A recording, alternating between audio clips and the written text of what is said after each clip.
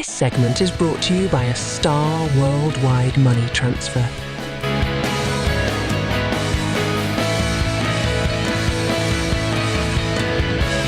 تو آپ کو ڈاکو نہ کہیں تو مجھے بتائیں پھر کیا کہیں؟ آپ اپنا نام خود تجویز کر دیں، ہم اس نام سے پکارا کریں گے۔ ڈاکو صاحب کہہ لیں۔ تو اب جو کچھ کر رہے ہیں یہ، میں اس وقت آپ کے سامنے ایک کیس یہ NA 168 بہاولپور کی مثال رکھتا ہوں۔ اس میں سمیع اللہ چودھری صاحب نے 1,02,000 سے زائد ووٹ لیے، مد مقابل نے جو ووٹ لیے اس کے درمیان جو فرق ہے یعنی 35,000 پلس کا ڈفرنس ہے جو ہم جیتے ہیں۔ اور بہاولپور 5 میں NA 168 سمیع اللہ چودھری صاحب جو جیتے ہیں وہ 11 تاریخ صبح 11 بجے تک جو EMS سسٹم تھا ECP کا، اس کے اندر بھی ہم ونر ہیں۔ پورے میڈیا نے 2 دن دکھایا جس میں سارا رزلٹ 100% ریسیو ہو گیا۔ ہم اس میں PTI کے یہ انڈیپینڈنٹ کیپیسٹی میں سمیع اللہ چودھری صاحب بیکڈ بائی PTI یہ جیتے ہوئے ہیں۔ مگر وہ صاحب ریٹرننگ افسر جو کہ وہ کرپٹ مافیا جو بیوروکریسی جنہوں نے اس ملک کو تباہ و برباد کرنے میں ان کرپٹ پولیٹیشنز کا اسی طرح ساتھ دیا جس طرح آج انہوں نے یہ کرپشن کی ہے، اور انہوں نے ایک فارم 47 جاری کیا جس میں ہمیں ہرا دیا۔ پھر ایک اور بات ہے، جب ہائی کورٹ میں ہم نے ریٹ کی وہاں ایک اور فارم جاری کر دیا جو کہ ٹوٹل اس کے برعکس۔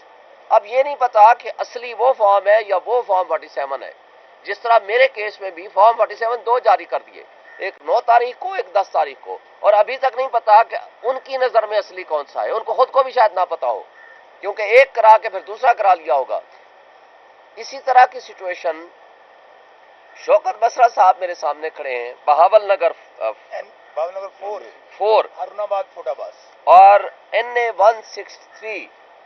اب ان کے مد مقابل یہ فرسٹ پوزیشن لی، انہوں نے جیتے۔ سیکنڈ نمبر پہ PMLN آئی، تھرڈ نمبر پہ اعجاز الحق صاحب آ گئے۔ چونکہ بڑوں کی نظر تو ظاہر ہے اپنوں پہ ہوتی ہے، اور بڑے اپنوں کو اگنور کر دیں تو پھر تو تانے سننے پڑیں گے نا کہ تم نے اپنے کو اگنور کیسے کر دیا۔ گو کہ اوپنلی کہتا ہے مجھے اسٹیبلشمنٹ نے جتایا ہے، میں اسٹیبلشمنٹ کا نمائندہ ہوں۔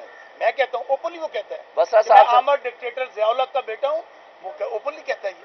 اب اگر جن کو جو اسٹیبلشمنٹ کی آنکھ کا تارا تھے ان کو بھی نظر انداز کرنا پڑ گیا، چونکہ سگے بچے آ گئے نا، سگا بیٹا آ جائے تو سوتیلے بیٹے کو دور کرنا پڑتا ہے، تو انہوں نے سگے بیٹے کو فیور کرنے کے لیے سوتیلے بیٹے کو تھوڑی دیر کے لیے دور کیا اور ان کو بھی ہرا دیا۔ تو اس طرح کا جو نظام ہے یہ زیادہ دیر نہیں چل پائے گا۔ ایک بات بتا دوں، جس طرح پچھلے سال جہانگیر ترین کی سربراہی میں ایک بڑا ڈسٹ بن بنایا تھا نا ڈسٹ بن، اس کے اندر جو اٹھاتے تھے کچرا اس میں ڈال دیتے تھے، وہ کچرا بھرتے بھرتے اس کی ایک ہی سٹیٹمنٹ ہوتی تھی، 9 مئی کی مذمت کرتا ہوں، PTI کو چھوڑ دیا، آئندہ سیاست نہیں کروں گا، سیاست سے کنارہ کشی اختیار کر لی۔ مگر قوم نے مجبور کیا اس جہانگیر ترین کو جو ایک بڑے ڈسٹ بن کا مالک بنا کے بٹھایا ہوا تھا، اس ڈسٹ بن میں سارا کچرا اکٹھا کیا، مگر کچرا اکٹھا کرنے کے بعد 5ویں نمبر والا جو ہمارا نمائندہ تھا اس سے بھی وہ الیکشن ہار گئے، اور بالآخر وہ سٹیٹمنٹ جو سینکڑوں لوگوں سے کرائی تھی اس کو خود آ کے دینی پڑی، میں سیاست سے کنارہ کشی کروں گا۔ یہ ہے اللہ کا نظام، یہ ہے قدرت کا نظام، یہ ہے مکافات عمل۔ یعنی جن لوگوں سے تم زور زبردستی کے ذریعے یا لالچ کے ذریعے یا تشدد کے ذریعے یا فائلیں دکھا کے جن سے آپ کچرا دان میں لوگوں کو پھینکتے تھے، وہاں جن کے تم چیمپئن اور چیئرمین بنائے گئے تھے، جو کنگز پارٹی بنائی گئی تھی، تمہیں آ کر وہی سٹیٹمنٹ دینی پڑی جو تم لوگوں سے زور زبردستی سے لیا کرتے تھے کہ میں سیاست سے دستبردار ہو رہا ہوں۔ لہذا آج بھی وقت ہے عوام کی بات سن لیں، اس سے پہلے کہ عوامی انقلاب آئے، اس سے پہلے عوامی انقلاب پرامن تو آ چکا ہے، اس سے پہلے کہ وہ انقلاب آئے جو انقلاب آپ خونی انقلاب کی صورت میں دیکھ رہے ہیں۔ دنیا کی ایک بات بتاؤں، सिविल वार्स उठा लें दुनिया की, आपको रीजन 95% से एक मिलेगी, वो है इस तरह के रिग्ड एंड इस तरह के रिग्ड नहीं बल्कि फ्रॉडुलेंट, बल्कि डकैती के जरिए चुराए हुए मैंडेट और इस तरह के इलेक्शंस, ये वजह और सबब बनती है। और 70-71 में आपने अंजाम देख लिया। इसलिए आज के तवस्सुत से मैं ये एक पैगाम अगेन स्टेक होल्डर्स को और उन डाकू भाइयों को भी देना चाहता हूं, जो डाकू भाई हमें कहते हैं आए हमसे मुज़ाकरात करें मुल्क की खातिर।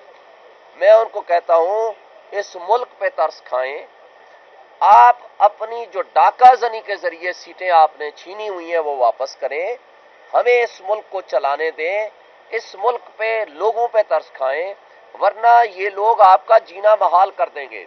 आपने 2 दिन पहले कोसार मार्केट में हनीफ अब्बासी और साद रफीक का अंजाम देख लिया।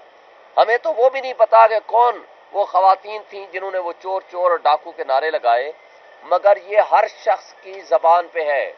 जो आपने अब मैंडेट पे डाका डाला है, ये कौम न सिर्फ आपको माफ नहीं करेगी बल्कि आपसे बदला भी लेगी। इसलिए वक्त है, आगे IMF से मुज़ाकरात हैं, आगे आपकी महंगाई है, आगे आपकी इतनी ज्यादा बेरोजगारी का मसला है, आगे आपकी सरमायाकारी का इशू है। ये मसाइल एक स्ट्रॉन्ग पब्लिक सपोर्ट के बगैर कोई गवर्नमेंट नहीं कर सकती, इसलिए कि उनको जरूरत है पब्लिक सपोर्ट वाली गवर्नमेंट जो होगी वो सख्त फैसले करेगी।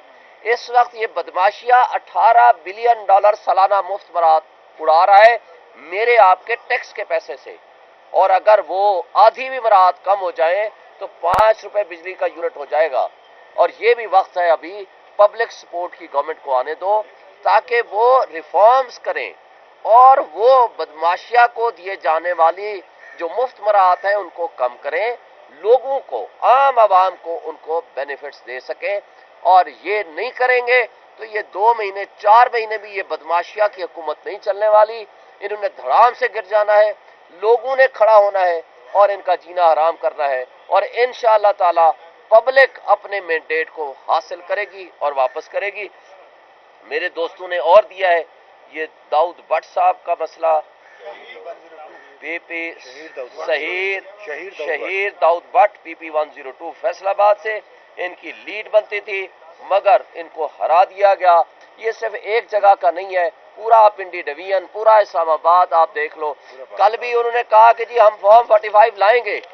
आज तक मैं सहाफी भाइयों से पूछता हूं कि क्या मेरे अपोनेंट ने या इस्लामाबाद के किसी हल्के वाले ने या मुस्लिम लीग नून के किसी बंदे ने फॉर्म 45 आपके सामने दिखाए?